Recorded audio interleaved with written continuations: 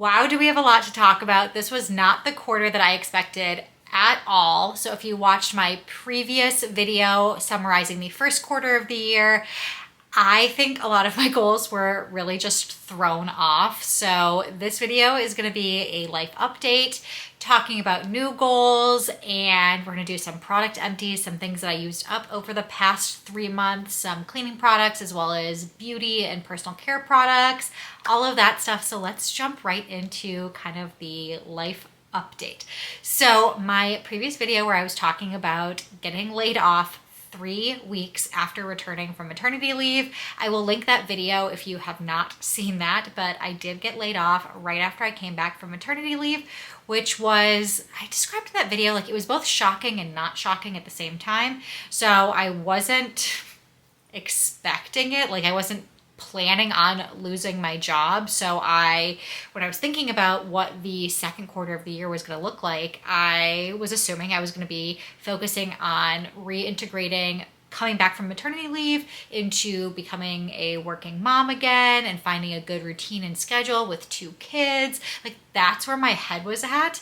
And then pretty quickly there, I ended up without a job. So a lot of those things fell by the wayside. And I think all of my goals just kind of crumbled from there.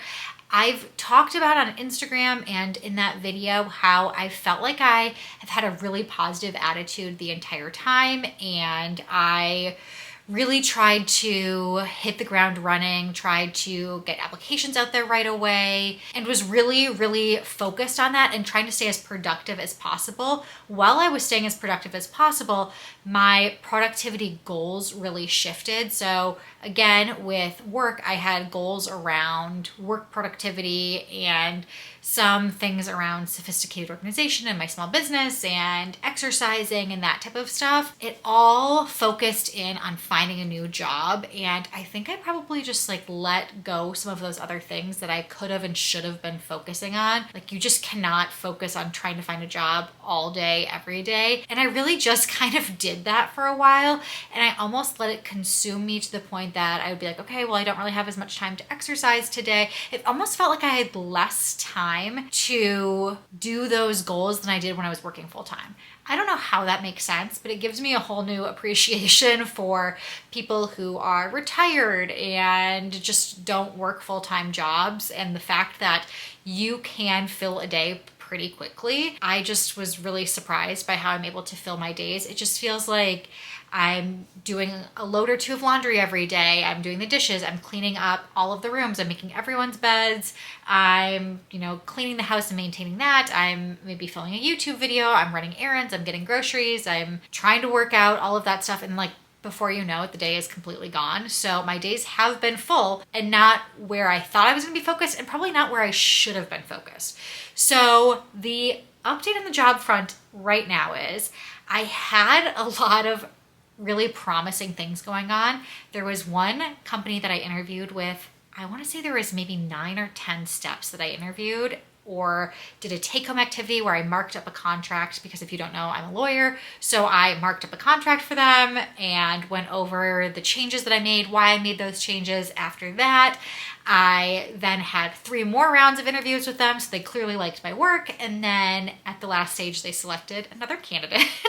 So that was very disappointing. And I actually built a relationship with the hiring manager, and he offered to continue to be in my network and support me in this journey of finding a new job. So I left that opportunity feeling really great about things. Like that genuinely was not a fit for me. They found somebody who was better fit for that position.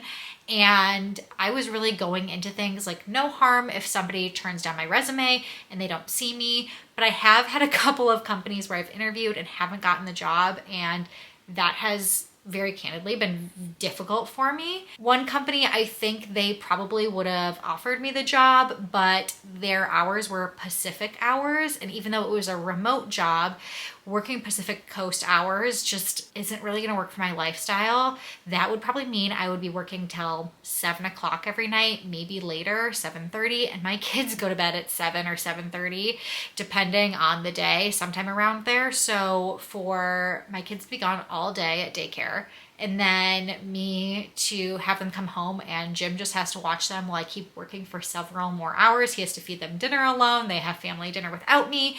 And then I either get off work and immediately put them to bed, or he puts them to bed without me. Just is not what I'm looking for. So I'm trying to find this balance of finding a job that works for me, but also finding a job if that's what I want to do. I've been struggling with this back and forth of, is this an opportunity to stay home with my kids? And maybe that's what I want to focus on and take a step back from law. Anyway, I found what I think is a really, really great opportunity. So I applied for this job where it is the most flexible thing I think I've ever heard of. It's working for a law firm, and I am going to help negotiate contracts for them, but I am able to do it as much or as little as I want. So when I saw that job posting, I wasn't quite sure how the model worked, but I jumped on it. It really lined up with my experience. It has a lot to do with mergers and acquisitions, which I have experience with, contract negotiation, which I have experience with. And I just felt like, hey, this is something I can do and do really well. It's a job where I feel like I wouldn't be stressed and has a ton of flexibility. So the interview went great and they offered me the job on the spot. So I did accept it, and they basically told me, look, this is extremely flexible. If you want to work 5 hours a week and you have a full-time job and you're doing this on the side in the evenings or on the weekends and negotiating a few contracts when you have spare time, that's great. If you want to work, I think theoretically I could work like 70 hours a week if I wanted to. And basically the more documents that I review and negotiate, the more money I would make. I get a percentage of each document. So I am just trying to figure out how that's going to work for me and how it's going to work financially. Like, I don't know what that's going to shake out to if you break it down to an hourly rate or an annual salary based on how much time I'm working. I have to figure all of that out because I've discussed with my family that I don't want this to end up being like I'm making $5 an hour when it comes down to it. That probably would not be worth my time. But if it ends up being more of a decent salary and decent salary for the amount of effort I'm putting in, I think this could be a really great opportunity. But I can also keep looking for a full-time job and not feel as much pressure because I can take the time to find something that's a really good fit for me and still be bringing in this additional income to my family and be doing still substantive relative legal work. So I'm really excited about that and happy that I have such a flexible opportunity that if my kids are sick or I want to go watch their swim lessons, which I've shared in the middle of the day, I can go do that and everything is completely on my time. So that is the job update, but it rolls into what I want to talk about next, which is my schedule. So the job posting asked a few follow-up questions after I applied, and they were basically saying this is an extremely flexible job. How are you going to maintain motivation and productivity to hit deadlines and get things done with such a flexible job? And I think what I'm going to do is set a schedule for myself, and I'm going to start by picking, how many hours I want to work. That way I can track everything really, really easily. And I'm going to make myself a schedule and have flexible time to get the chores done I need to around the house, to make sure I exercise and take care of myself, to do stuff with sophisticated organization because I have a little bit more time to do that type of stuff. So I have created a schedule, which I will share on the screen here so you can see what I'm talking about. And I'm not going to give all of the details, but within something like, getting ready, there's going to be a list of bullet points. And I'll give a few examples of what I want to get done in that amount of time. Or for example, when I'm working on sophisticated, I might have like a checklist of things I want to do where I want to check in on my collaborations, or I want to spend 15 minutes responding to comments, or I want to publish one reel or draft a post or whatever those checklist items are. I'm going actually pretty detailed into that. So I have this checklist of things that I want to do every day, and I'm also alternating it throughout the week. So because I sell products on Etsy and on my website, I like to batch things together, so I'm being really productive with my time and not mentally switching too much, but also not focusing on one thing for 6 hours at a time and getting fatigued. I want to be able to give myself a bit of a break. So by batching things and realizing, look, I don't need to fulfill Etsy orders every single day. I do have a processing time. I can probably do it several times a week and just spend chunks of time like printing out all of the labels and packaging everything and batch it all together that way to maximize my productivity. So this is a very niche thing, something that's very specific to me, but maybe you have more of a flexible work situation. Maybe you're not working and you are a stay-at-home mom, or you're retired and you're just trying to make the most out of your day and the day is completely on your terms. I would love to share more about how to craft a schedule, maybe a few weeks down the line after I've given it a little bit of a try myself and how it's going, and could do a focused video on that. Let me know in the comments below if that is of interest to you, because I think that's where most of my goals are going to stem from. So switching gears to that, for productivity, I am going to try and stick to that schedule. I'll update you at the end of the quarter how that's going, and probably with that other video like I mentioned. I also want to be hitting my basic task list, and I'm listing a few things here that I want to be doing every single week. Some are personal, some are business focused, some are, I don't know, they vary, but I want to get those things done every single week and hoping that I can fit them into that schedule to accomplish them. And that's going to include my exercising, which since I have accepted this part-time job, I think I've kind of recentered myself, and I have been working out every single day, and I've been starting to try and focus on those goals before I've formalized them like I am right now, because I am going to start everything at the beginning of the month. My job starts on Monday, so I've already kind of gotten some of their onboarding materials. I've got my email account set up, all of that, and then I think on Monday I'm really going to hit the ground running there and get started. So really this does start on Monday, and we are going to get things going. The other thing that I'm focusing on is I think this is a really great opportunity for me to make money in other ways. So I'm expanding my Etsy shop. I am working on a few other things behind the scenes that are ways to fill my passions while potentially bringing in a little income as well. So stay tuned for those things. But I would also love if you check out my Etsy shop. I've added and am adding some fun new things. Like I've mostly just had my custom labels, and I have had my planner pads, my dry erase board, my microfiber cloths, and my glass spray bottles. But now I'm trying to kind of get a little bit more creative. I have made some of those discs that I used when I was pregnant that had milestones on them for my pregnancy. I'm doing some of those, some baby milestones or like baby announcement discs. I am also doing some memory boxes for kids that are going to help organize memories for babyhood or even pregnancy all the way through them graduating high school or further.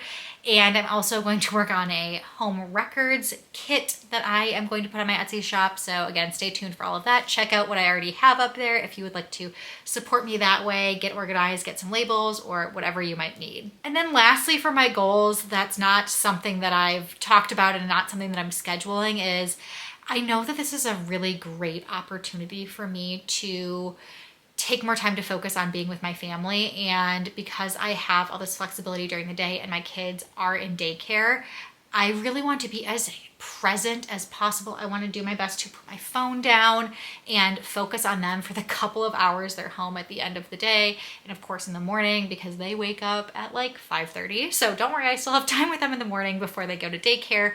But I want to be as present as possible and also take advantage of the flexibility and realize, look, I can take the kids out of daycare for a day. We can do a fun adventure. I did that when I was on maternity leave and took Owen to the zoo one day, because I have that flexibility and I don't have to take a day of PTO and feel like I'm not as stressed with like every day, oh my gosh, I have a lot of interviews or I have to be applying to jobs like crazy and spending the whole day searching for jobs. I can just kind of pump the brakes a little bit and enjoy family time. So that's going to be a huge focus of mine too. And really just appreciating this, that I have this crazy flexibility where I can be mom, but also working and choose when I go in and out of those roles. So I know I'm really lucky to be doing that. And I truly hope that this part-time, flexible, full-time job thing works out, but it's still a mystery to me. I don't know, and we will see. With that, I think I have been blabbering enough. I feel like I've just been going on and on and on. I want to share some of the products that I used up over the past quarter. Okay, so I filled this big bin up with all the cleaning supplies I used up and a few home items. So we're gonna run through them, and I also just want to caveat this with a few things I have not fully used up, and I have like decanted them into some of my glass and silicone spray bottles, but other things I have fully used up. So let's start with this Method Daily Granite Cleaner Refill. I like buying products in bulk when I can. I love the smell of this. I use it on my kitchen countertops. I like Method products. I know that it's one of those companies that's kind of like greenwashed in the sense that they make you think that it's a really clean brand and has all clean ingredients, but in fact it really doesn't. So as I'm trying to move towards some cleaner cleaning products, I don't know if that's something I'll repurchase. I have so many multi-surface cleaners that I am going to keep using up what I have and all the products I have. I get a lot of things sent to me, but this is probably not one I'm going to repurchase. And by the time I need to repurchase multi-surface cleaners, it's going to be a while in the future. I do have one other large one, the grapefruit multi-surface all-purpose cleaner. Smells so good. I did use up both of those things. I think I shared in a video using up the last of the Oh Yuck jetted bathtub cleaner. Definitely not a clean ingredient brand, but it really gets the gunk out of the jets. I'm just really, really careful to fully clean the bathtub out after I use it. Give it quite a few rinses, fill it up again, use the jets again to get all of that out of there, but I would highly recommend that. My favorite laundry detergent right now, I have two favorites. I love Molly Suds and I love Rosie. I have loved all of the Rosie scents, and I've liked both the powder and the liquid detergent. The peppermint scent is wonderful.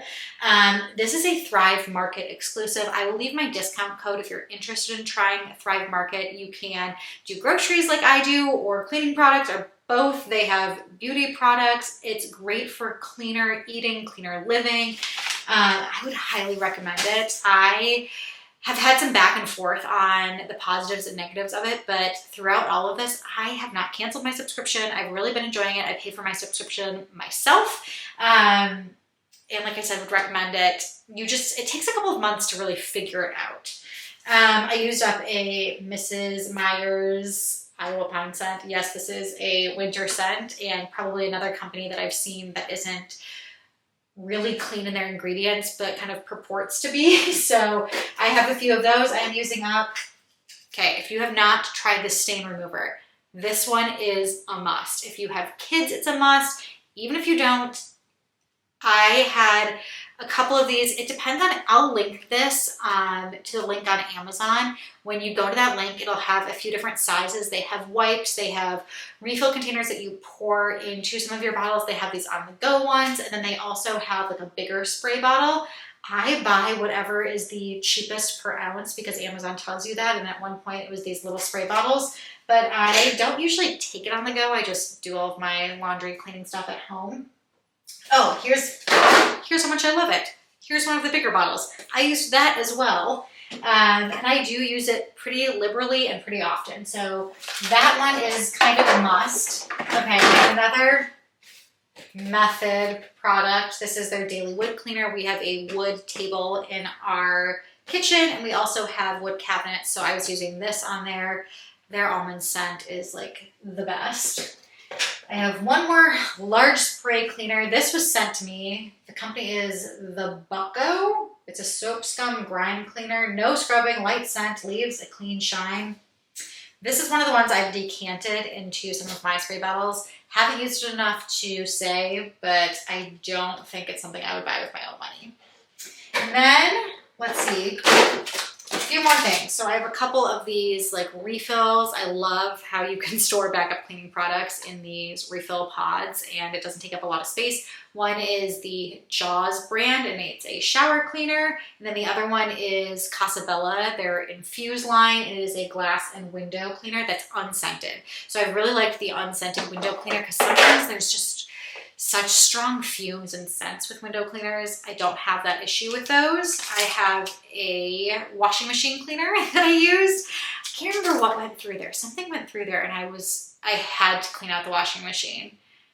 Maybe it was like paper or something. I don't know, but it works very well and I do it on a pretty regular cycle. I clean out the washing machine using those.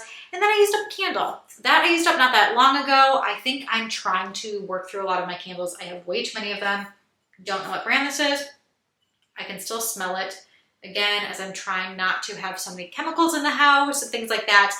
I know a lot of the candles I have are not great. There are a lot of cleaner candle brands out there that have soy wax. I always have the best of intention to use an essential oil diffuser.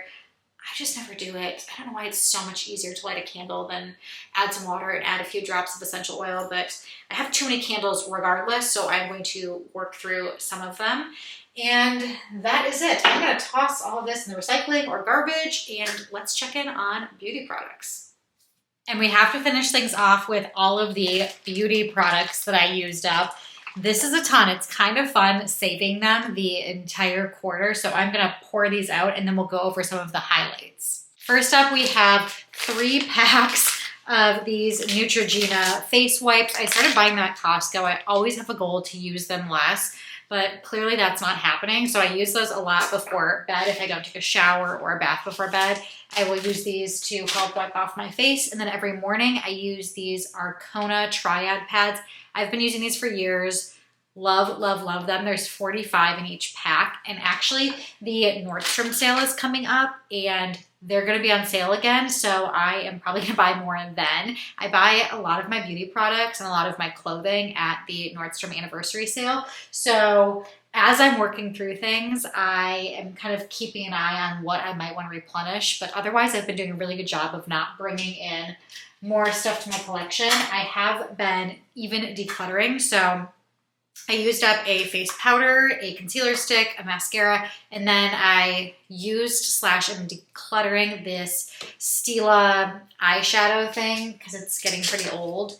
It doesn't really work very well anymore. And then for skincare, I finished up a Tula face wash. This I used during pregnancy because Tula is pregnancy safe. I also finished up their eye stick. I will definitely be interested in purchasing their eye stick again. That I really like. The Laura Mercier Pure Canvas Primer. I have a big size that I'm working through right now. Honestly, not anything major to write home about. And then this Bliss Rose Gold Rescue Soothing Toner Mist. Again, nothing to write home about. So far, I think the only thing I'm repurchasing are these toner pads and the under eye stick. Then for nails, I used up nail polish remover. I really like this Quick Dry drops. These are from, what is the brand? Butter London. If you do manicures at home and you use regular polish, you want them to dry quickly, this is a really, really great product. And then I had an Essie top coat. I finished a couple of mini products. One was this Aveda Replenishing Overnight Hair Serum. I don't really know the purpose of it. I don't really know if it did anything. This Glow Recipe PHA and BHA Pore Tightening Toner. Didn't notice anything with that. I don't know if it's because it's a sample or not, but tried to use up a few little products, and then I have some bath things as well. If you watch on Instagram, I share that I get these balanced boxes. It's a subscription box service, and I get their snack boxes, and I also get their lifestyle box. They had a Hydrate Sweet Orange and Rosemary bath soaks, bath salts. So I used that whole thing up and I really enjoyed those, but not necessarily going to repurchase them. I just get normal, plain, cheap Epsom salts when I need Epsom salts. And then Pure Sea Conditioner. This is a citrus mint. I really like how it's a cleaner brand, but I have tons of shampoo and conditioner to work through, so not buying anything new. And then I have a hair mask from Native, probably a little too expensive for what it is. And then Virtue, again, kind of another expensive brand, but this was a free product that came with a shampoo and conditioner that I got that is a 6-in-1 styler. That is it. It's a whole bunch. I hope you enjoyed today's video and today's life update. I will check back in on the goals. Like I said, maybe we can do another video where I dive deeper into my new updated schedule. But until next time, I will see you all later.